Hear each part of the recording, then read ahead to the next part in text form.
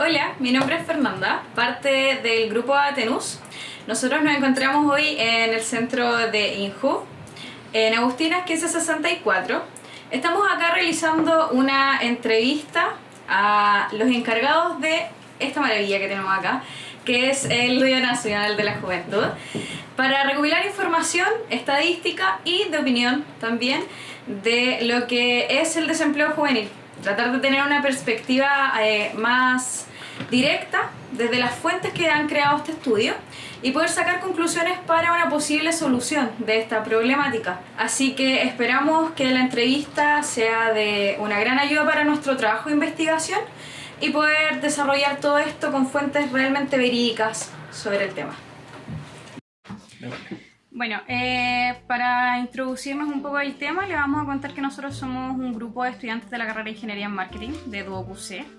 Nosotros estamos realizando un proyecto enfocado en el cual tenemos la problemática del desempleo juvenil, ya presentado en Chile localmente, con la intención de crear una vía solución dirigida a las reales preferencias de los consumidores de estos afectados, del segmento afectado, debido a que las actuales formas para encontrar trabajo están dirigidas en las necesidades de la empresa y no de las personas, por lo menos bajo nuestra percepción de un análisis muy previo. Es por eso que estamos acá igual.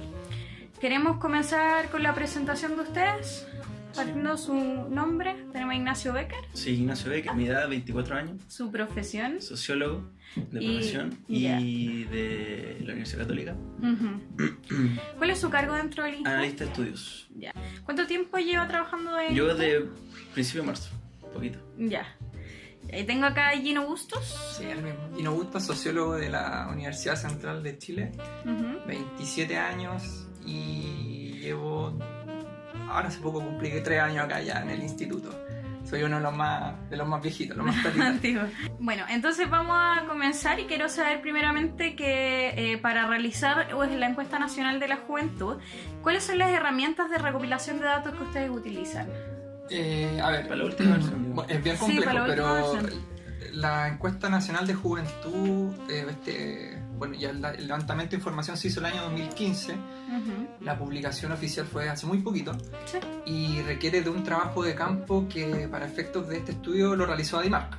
El levantamiento fue entre septiembre y octubre del año 2015, contó con 9.393 casos de jóvenes entre 15 a 29 años, lo cual lo hace un instrumento relevante no solo para políticas públicas de juventud y no solo en la materia de juventud, sino que a nivel nacional, sino que también a nivel latinoamericano. Es un instrumento muy reconocido que incluso organismos de juventud, tanto de Argentina, de Honduras, de Guatemala, el INJU español, se acercan al Instituto Nacional de Juventud de Chile justamente con el fin de recopilar la experiencia que nosotros como instituto hemos adquirido a partir de la Encuesta Nacional de Juventud. Ah, claro. En términos metodológicos, precisamente metodológico, esta encuesta se caracteriza por dos, llamémosle módulos o fases.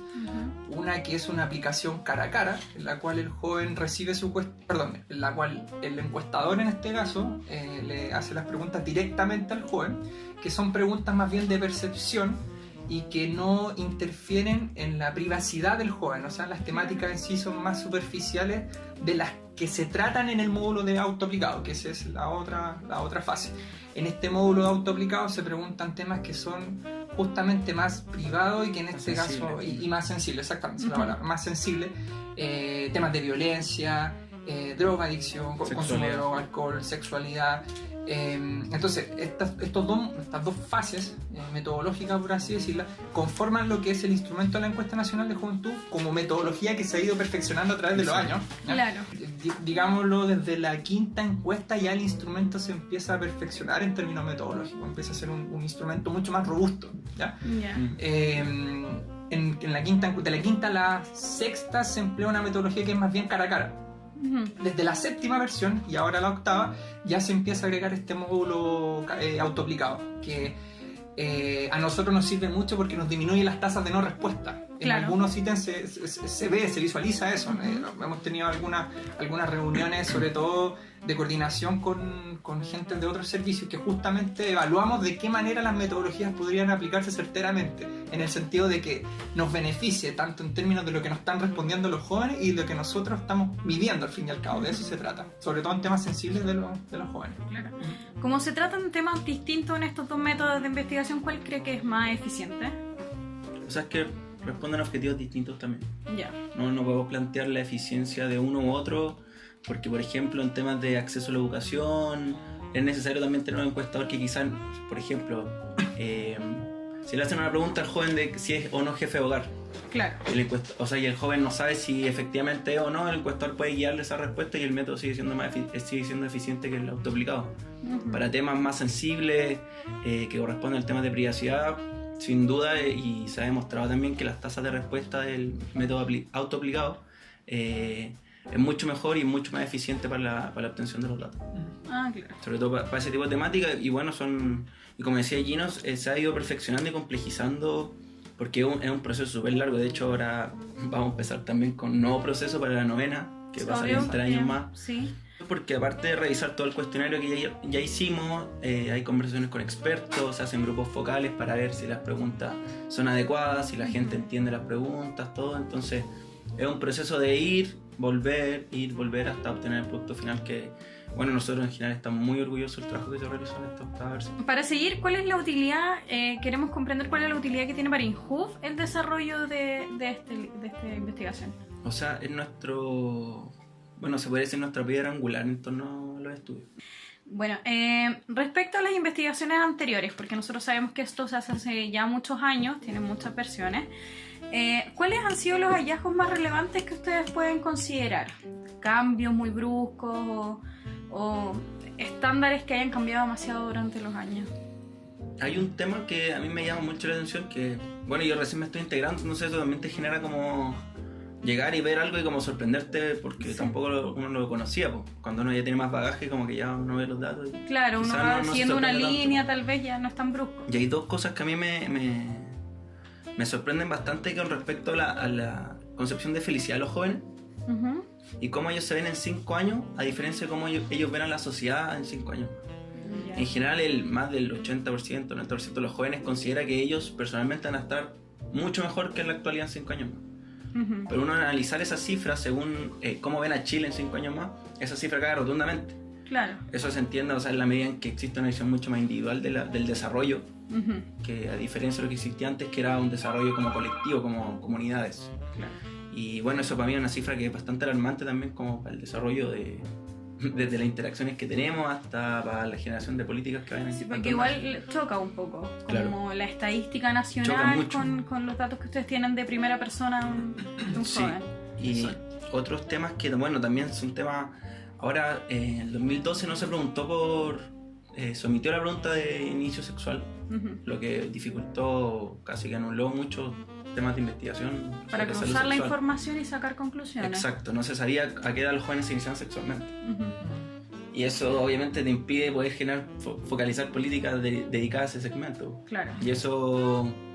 Ahora se obtuvo el dato y se pueden empezar a hacer cosas, pero finalmente el dato mismo también es bien espectacular en la medida en que, no sé, el dato dice que los jóvenes tienen mayores parejas sexuales de entre 15 y 19 años, pero también existe menos uso de métodos de prevención de enfermedades de transmisión sexual o de embarazo. Entonces las cifras empiezan a ir para lados distintos y eso es lo preocupante también, que yo veo personalmente. No sé si mi compañero quiere también. Yo, sí, claramente, o sea, hay que entender que el libro en sí, o sea, hay que entender que detrás de esto hay un concepto de juventud. Claro. Tradicionalmente se ha entendido la juventud, valga la redundancia, como juventud, como un proceso único, como una cuestión unilateral. Y ese concepto, a partir de lo que nosotros hemos ido planteando, creemos que no es así. Un concepto unilateral que trate de aglutinar a los jóvenes en un solo concepto está mal, está raro. Es una visión, como bien decía Ignacio, adultocéntrica con respecto a los jóvenes. El típico, no, los jóvenes no están interesados en política, los jóvenes pasan en internet sin hacer ninguna cuestión. Entonces, lo que no se entiende al fin y al cabo es que hay una expresión juvenil. Claro, ¿ya? les quita un poco la voz. Exacto. Ya. O sea, lo que nosotros tratamos de visualizar, y de hecho lo exponemos como tendencia en la publicación, es que el concepto de juventud muta hacia el concepto de juventudes. ¿ya? Existen diversas realidades de la juventud que en sí permiten, que nosotros lo cuantificamos acá porque es un trabajo técnico, pero lo que nosotros perseguimos es lo que bien señalaba Ronald Inglehart en la década de los 60, el cambio de valores que habían en los jóvenes. ¿ya? Pasamos de una juventud centrada más bien en valores materialistas hacia una juventud centrada en valores postmaterialistas. Claro. Eso quiere decir que hay que centrarse en los contextos. ¿ya? Una generación basada en la explosión, en el bono demográfico, ¿ya? Que se hacía visibilizar más a los medios, no solo a los medios, sino que a la sociedad en sí. Una gran cantidad de jóvenes que estaban preocupados por problemas que no se preocupan los jóvenes hoy en día. ¿ya? O sea, tenemos problemas de seguridad, tenemos problemas económicos, ¿ya? Por lo tanto, esos jóvenes no estaban preocupados ni de libertades sexuales, no estaban preocupados ni de conexión a internet, no estaban preocupados de bullying, ¿ya? Bueno, en equipo se deben definir prioridades también, Exacto. prioridades de temas. Sí. Y más allá de prioridades, también factibilidad de hacer ciertas cosas, porque muchas veces el instrumento, o sea, es difícil también. Meter muchas más preguntas, alargar el cuestionario, Claro, hacerlo eso más creo que tedioso. es fundamental. Nosotros Ya. podríamos agregar todos los temas que quisiéramos, Claro. pero hay que entender que uno también está haciéndole una encuesta a un joven y eso es muy difícil. Claro, claro. Imagínate. Ponerse en el lugar del otro para lograr que una investigación sea realmente Exacto. certera y al final uno sea una persona que se te aburre de tanta pregunta. Y... Exacto, porque Claro. puedes generar ciertas preguntas que sean, digamos, que vayan directamente al grano para poder generar un indicador que sea certero. Claro. Exacto. Aparte de este libro, de esta información que ustedes entregan acá, ¿hay otros tipos de estudios que ustedes realicen para organismos privados o públicos que no sean de uso masivo, tal vez como la investigación? Tenemos, bueno, particularmente dos productos más del área de estudios, que son los sondeos. Sondeos telefónicos, que son investigaciones mucho más chiquititas de, bueno, no sé, pues este tiene 9.000 casos de entrevistas presenciales con encuestadores, Claro, todo. claro. Y es un trabajo de años. Claro, Claro. o sea, de realizar mucho trabajo de campo y analizar toda la investigación. Pero también tenemos productos que el sondeo que te decía, que son estudios muy chiquititos sobre ciertas temáticas de acontecer nacional. Por ejemplo, el último que sacamos fue violencia en el pololeo, que finalmente con 15 preguntas elaboramos ciertos lineamientos o percepciones sobre los jóvenes en torno a ciertos temas. ¿Son más actualizados eso? Y son más contingentes, que eso yo creo que es lo más relevante. Como que en la opinión pública de repente sale, no sé, por el ciberbullying. Y nosotros tenemos el estudio del ciberbullying y qué significa para los jóvenes y cómo se interpreta desde ellos, ¿cachai? Claro. Y lo otro, a nivel interno, elaboramos boletines informativos para que todo el área del INJUB se informe sobre las cosas que nosotros estamos haciendo también, porque la idea, y como siempre el pensamiento que uno tiene como, bueno, como sociólogo y Gino también como profesionales, de poder generar conocimiento para un otro y para la sociedad. Pues, ¿no? Esto no sirve de nada si lo dejamos acá archivado. Exacto. Bueno, también investigamos que su objetivo es diagnosticar las necesidades y otorgar insumos para el diseño e implementación de políticas públicas, como lo bien dicen en el libro, dirigidas a este segmento de la población, que es la juventud. Entre ellas, ¿cuáles han sido estas políticas públicas que ustedes encuentran más relevantes que han salido tal vez de su trabajo? Una de las grandes diatribas del Instituto Nacional de la Juventud es que, claro, nosotros tenemos el tema de las políticas públicas, pero por lo que siempre ha luchado el servicio es porque se institucionalice de tal manera que este instituto se pudiese convertir en una subsecretaría. Eso para nosotros sería fundamental. El Grupo Juventud, en reiteradas ocasiones y en momentos del tiempo, se ha visto disminuido en relación al centro de interés que han adquirido otros grupos de población, y que no lo critico. O sea, hoy en día la pirámide poblacional se visibiliza el aumento, el bono explosivo de adultos mayores. Por lo tanto, el centro de interés de la política pública hacia el Senama va a ser fundamental. Claro. Entonces, una vez más los jóvenes vamos a ser relegados del interés de la política pública. Bueno, como les contaba en un principio, nuestra investigación va apuntada al desempleo juvenil, ¿ya? Dentro de lo que ustedes igual han investigado en este libro.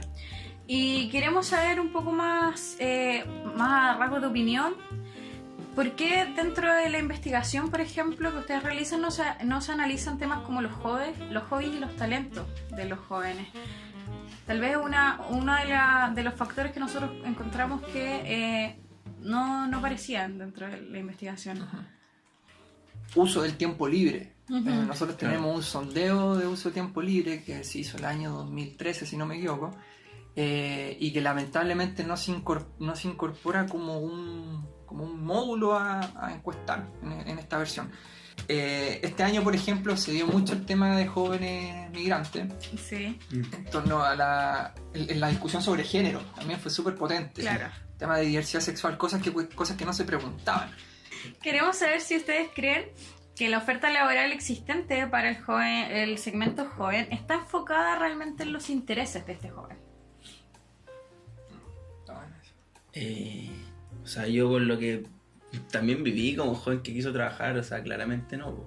Pero leí por ahí también una estadística que decía que a mayor edad, más satisfecho estaba una persona Sí. con su lugar de trabajo. Sí. ¿Eso tal vez ustedes creen que sea por adaptación o por el hecho de que yo ya estudié una carrera y estoy realmente trabajando en lo Sí. que quiero? ¿O es un tema netamente que se sale de los parámetros? A ver, yo creo que hay dos ejes ahí para analizar. Uno, las prioridades del joven en sí van cambiando. Ujú. De eso estamos de acuerdo. En cuanto al trabajo, nuestro último dato, no solo en la encuesta misma, pero hace muy poco hicimos un sondeo sobre empleabilidad juvenil y los datos del INE también lo han corroborado así, de que el joven prioriza otros aspectos del trabajo que no necesariamente son las lucas, son el trato mismo que pueda tener, sino que lo que están priorizando hoy en día los jóvenes es el ambiente laboral, lo que justamente Claro. estaba diciendo Ignacio, ¿ya? La relación que va a tener con el jefe, cómo en sí se desarrolla el clima laboral es lo que al joven le permite, en este caso, desarrollarse confortablemente en su lugar de pega, ¿ya? Mantenerse al fin y al cabo, esa es la cuestión. Nos tocó asistir a un foro con unas chiquillas que estaban antes del equipo, antes que llegaran los chiquillos. Fuimos a un foro sobre trabajo en la municipalidad de Pudahuel Ya. y fue chocante encontrarse con cómo el empresariado mira el aporte del joven en su, valga la redundancia, empresa, ¿ya? Claro. Porque lo ven desde una mirada, te lo vamos a decir en términos del libro, una mirada muy adultocéntrica. No, es que el joven tiene que producir, no es que el joven llega tarde, no es que sabe que en realidad tenemos que corregirlo porque no me aporta, ¿ya? Entonces nosotros tratamos de decirle, oye, pero fíjate que aquí tenemos una juventud desencantada, hay un porcentaje que está por estimarse en estadística oficial en los jóvenes inactivos que no estudian, ¿ya? Claro. Que está alrededor del 14%. Y si lo Los ninis, desagrega- perdón, exacto, que ni sí. trabajan ni Sí, estudian. es que eso es otro tema. Ya no hablamos de nini porque es un término que estigmatiza al joven, al fin, Ya. pero es justamente... Es lo que- parecido a lo eso, que- ya. sí. Entonces, ¿cómo tú pretendes, desde la mirada del empresariado en este caso, encantar a ese joven Ujú. que no está ni ahí con seguir estudiando? Ahí hay otro tema, cuán importante es seguir estudiando, ¿ya? Seguir perfeccionándose para encontrar una pega que realmente te satisfaga. O sea, cuáles son las Exacto. expectativas que tú tienes con respecto a esa pega, ¿ya? Y por otro lado, ¿qué te está exigiendo el mundo laboral hoy en día? ¿Qué le está exigiendo el mundo laboral a ese joven? Ese mismo mundo laboral puede estar retrasando las expectativas que ese joven tenga en la intimidad misma, ¿ya? El joven que aún no sale del hogar de la familia, no conforma su propia familia, Ujú. ¿ya? Entonces, son muchas cuestiones entrelazadas. ¿Qué significa al fin y al cabo? Que las expectativas laborales que puedan tener se retrasan, no necesariamente por las condiciones mismas del trabajo, sino por lo que el joven está viviendo con respecto a ese trabajo. Claro. Sí, No, sí se entiende. Miren, te hablaban también del endeudamiento del segmento juvenil. ¿Ustedes creen que tal vez en cierta edad esto es una razón que los impulsa a buscar un trabajo, a tener, por ejemplo, que complementar estudios con trabajo, porque ya no es necesario que uno tenga un trabajo estable, sino que ya te ofrecen créditos de antemano y se genera un endeudamiento antes de tiempo? hace unos meses atrás vino una chica que estaba haciendo su tesis sobre endeudamiento juvenil. Y con ella aprendí mucho. Ella me hizo la diferencia entre endeudamiento juvenil y alfabetización. Sí, endeudamiento y alfabetización. Ya. ¿Sí? Yo no tenía idea, porque sabía lo de la alfabetización digital, ¿ya? Pero también somos secos para la alfabetización digital, todos estamos muy acostumbrados a usar el aparato, pero para alfabetización económica, cuando tú le preguntas qué él cae al joven, Claro. te puede decir el crédito canal del Estado, pero cuando hablas de carga anual equivalente, no tienes ni idea. ¿Cachai? ¿A qué asocias tú ahorrar? ¿Sabes usar los mecanismos de ahorro como un depósito a plazo, como un fondo mutuo? No tienen ni idea. Entonces, yo creo que antes de preocuparnos en sí de cómo los jóvenes están accediendo al sistema, ¿ya? Porque al fin y al cabo son mecanismos integradores a la sociedad, tenemos que preocuparnos de cómo estamos educando a ese joven. Exacto. Entonces, hay un proceso previo que es la alfabetización en cuanto a endeudamiento, ¿ya? Alfabetización en el sentido de cómo lo educamos para que acceda correctamente, no que acceda porque tiene que acceder, no porque pero porque lo haga informado. Exacto, no porque el compadre entró a la universidad que firme el papel y listo. Claro. Lo tenemos integrado, pasaste a ser ciudadano. Claro. Con lo mismo que el voto. ¿Sí? Pero ya, no me voy a meter en más temas. Sino, yo quería también dar ese caso, o sea que finalmente están accediendo, pero como casi que porque la rueda lo agarró nomás. Claro. Pero finalmente nadie le dijo qué significaba estar metido en ese sistema, po. Y que puede terminar en niveles de endeudamiento y pegaría mucho más grande a futuro. Bueno, ya debido a la profesión que ustedes ejercen y a los conocimientos que ustedes tienen como sociólogos, nos gustaría saber más su opinión real de cada uno. ¿Qué opinan de que los jóvenes, el tema de que dejan la casa a sus padres cada vez a más tardía edad? ¿Y por qué creen que sea este fenómeno? Y si creen también que ha aumentado a lo largo de los tiempos o disminuido tal vez. Yo ayer estaba leyendo una columna sobre como proceso de cesantía también de los jóvenes. De uno como joven igual, de un cierto estrato medio, alto, que igual creo que eso obviamente es muy distinto a hablar de quedarse a vivir en la casa cuando uno es pobre a cuando uno es rico. Claro. O sea, son distintos motivos. Exacto, porque por ejemplo uno puede decir que, y uno lo vive también con mi grupo de amigos, que uno se queda en la casa para poder tener más capacidad de ahorro, poder viajar, poder tener espacios de libertad, ¿cachai? ¿Ustedes creen que eso ha aumentado debido a que, por ejemplo, también hay estudios que revelan que estas generaciones nuevas que están desarrollándose piensan más en las experiencias, piensan más en el tema de los viajes, más en desarrollarse y después tal vez pensar en formar su propia familia y su hogar? Sí, claro. Entonces, ¿ustedes creen que va de la mano y va en aumento? Sí, o sea, en términos analíticos, Yardo habla de una juventud tardía, ese es el concepto. Juventud tardía que, bueno, lo hemos hablado a lo largo de la entrevista, pero tardía en el sentido de que las expectativas del joven ya no necesariamente son en la cocina del trabajar para vivir, ¿sí? o del vivir para trabajar. Porque, ¿qué es lo que pasa? Que y eso es un problema justamente con las personas que son dueñas de empresas y que tienen que contratar a jóvenes al fin y al cabo. El joven no necesariamente se proyecta más de 3 años, más de 5 años, porque justamente se estanca. Claro. ¿Ya? La posibilidad que tiene para, en este caso, seguir estudiando, seguir trabajando son mucho mayores. ¿Ya? Por eso tiene mucho sentido lo que decías tú, el joven, más que encantarse con ciertas posibilidades, ¿ya? Con sus expectativas que pueda tener con la vida en sí, está arraigado a la experiencia, a vivir la experiencia. Se asocia mucho al tema de los millennials. Hoy en día se habla, o sea, tú, un portal que te metes, hablan de los millennials.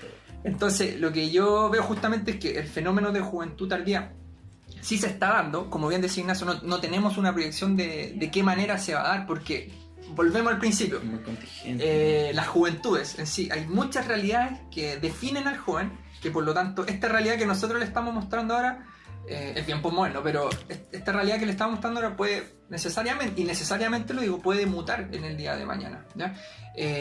Por ejemplo, una deuda pendiente que tenemos con, como les decía anteriormente Ignacio, el uso del tiempo libre. O sea, ahí se enraizan otras cuestiones, qué prioridades tiene el joven. Exacto. ¿Ya? Con las cuales van cambiando también sus expectativas. Siempre nos centramos, o las discusiones a partir de jóvenes se centran en problemáticas, pero no conversamos sobre la necesidad que puedan tener. Sí, pues, y también el tema es que se puede asociar a cierta juventud a cierto grupo de jóvenes. Pero no como decir, por eso yo me gusta hacer como la diferencia, no sé, que yo igual tengo como una academia, o sea, como un pensamiento mucho más estructuralista, de decir como esto se ve porque las condiciones de estos jóvenes son peores o mejores. Y por eso también uno lo asocia y creo que se debe a cierto grupo y se va a reproducir distinto en cierto grupo. Y eso también es lo interesante y como desafío ver cómo lo podemos abarcar también. Claro. Para seguir, quiero preguntarles más o menos si ustedes qué consideran que son las motivaciones de hoy en día de un joven a buscar un empleo. Más allá tal vez de pensar que terminó una carrera y quiere buscar algo realmente en lo que él se dedicó a estudiar, sino tal vez un empleo complementario, como lo vemos mucho también, que parte de los jóvenes que están en esta estadística son personas que deben complementar estudio y trabajo. Sí. Yo principalmente como variable creo que es la flexibilidad. Poder trabajar y estudiar y obtener ciertos recursos que te den solvencia, por lo menos lo básico, ¿cachai? Claro. Poder salir, tener tus cosas, amigos. Pero más que nada que la pega se adapte finalmente a las necesidades del joven, no al revés. Para que él pueda hacer sus cosas. Sí. Porque dentro de, por ejemplo, de lo que hablábamos... Porque tampoco la prioridad, digamos, irse de la casa, pues sí, eso es como la premisa que decíamos antes, ya no es irse al tiro, ¿cachai? Porque no tiene familia, hijo, nada. Exacto. Entonces puedo quedarme y poder ajustar mis tiempos en base a eso. Claro. Porque lo que hablábamos de la generación millennial también es que es una generación que se ha abierto más a trabajos freelance. Exacto. Que son como de medio tiempo, de tiempo como dividido. ¿Y ustedes creen que esto de esa, no sé si exigencia, pero esa manera de trabajo que buscan esta generación, afecta las condiciones laborales y aspectos personales también? Yo sí, creo que sí. O sea que hay temas distintos porque por un lado, y esto a modo personal, el término la flexibilidad es súper buena en el sentido de lo que hablamos recién, pues, de que yo pueda trabajar o estudiar o cuidar a mi hijo y no hay problema con la pega, ¿cachai? Se ajusta a lo que yo quiero hacer. Claro. Pero por otro lado yo creo que el trabajo, la relación laboral es muy importante para la sociedad, para generar vínculos más allá del espacio educativo, digamos. Para generar, no sé, por redes, desde con el compañero o la compañera de trabajo hasta formar cuestiones más grandes como sindicatos, no sé. Yo creo que la sociedad también tiene ciertas formas o lineamientos que la estructuran que tienen que mantenerse. Yo creo que, por ejemplo, el término freelance es como el capitalismo va avanzando para generar distintos procesos donde ya el sujeto no se sienta tan agobiado en una oficina, ¿cachai? Pero finalmente también lo explotan de otras formas, pues le quitan el tiempo libre, le quitan espacios de, no sé, desarrollo con la familia y otros espacios donde se generan el trabajo también, pues, ¿cachai? Entonces yo creo que por ahí es como un arma doble filo para mí el término freelance. Porque por un lado asegura cierta como buena onda laboral, ¿cachai? Claro, armonía personal. Pero por otro lado cuarta completamente porque por ejemplo el freelanceo en muchos casos es súper informal.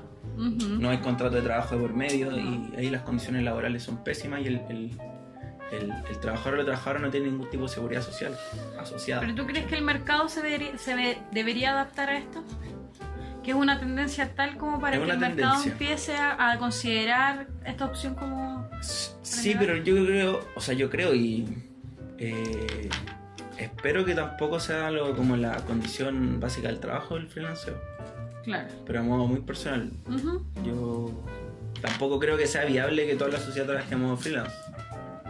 No creo que se pueda dar, sería como...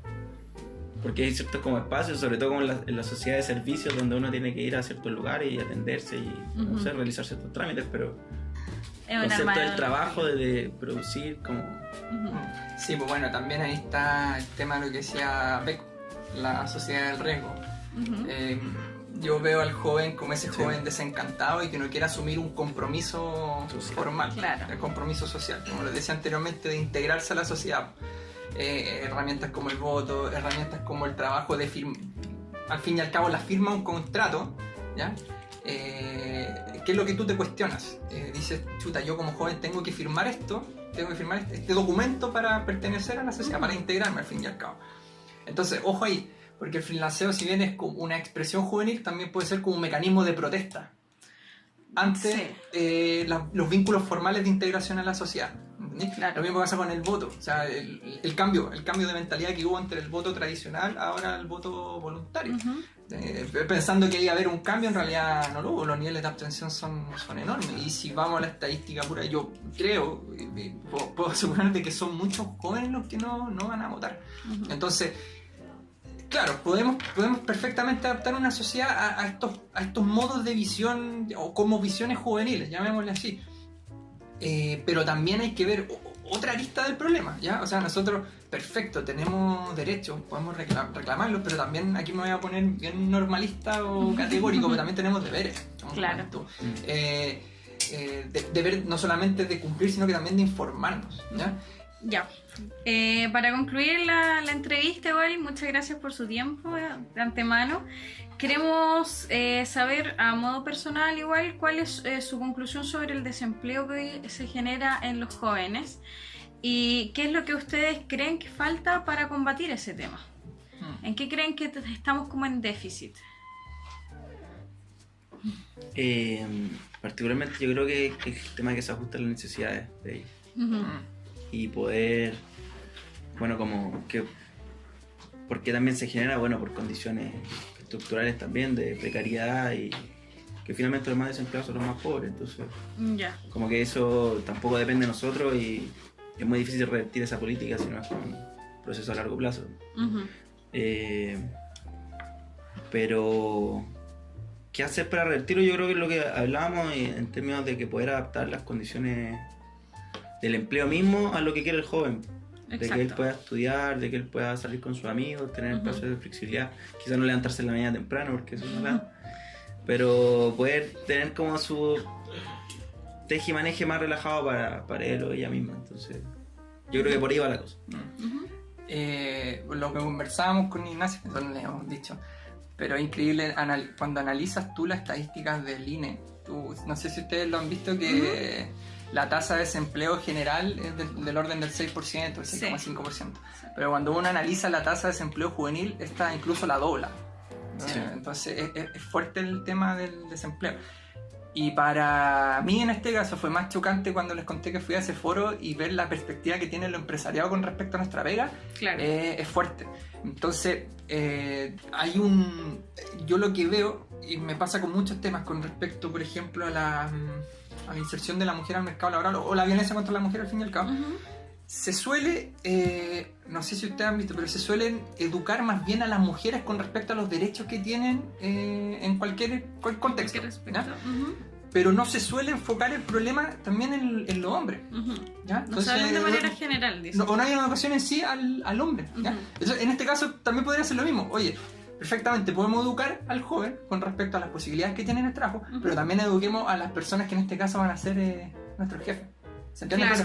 Hay, como decía Ignacio, si bien hay un arma de doble filo, también hay una cuestión de llamémosle doble educación o doble tutoría. Por una parte tenemos al jefe que perfectamente puede adaptar la expectativa a ese joven que recién se está incorporando, y por otro lado el joven mismo que ya tiene conocimiento con respecto a las tutorías laborales de cómo se desarrolla en ese trabajo. ¿Se entiende? Entonces por eso es un juego de ambas perspectivas al fin y al cabo. Sí. Claro.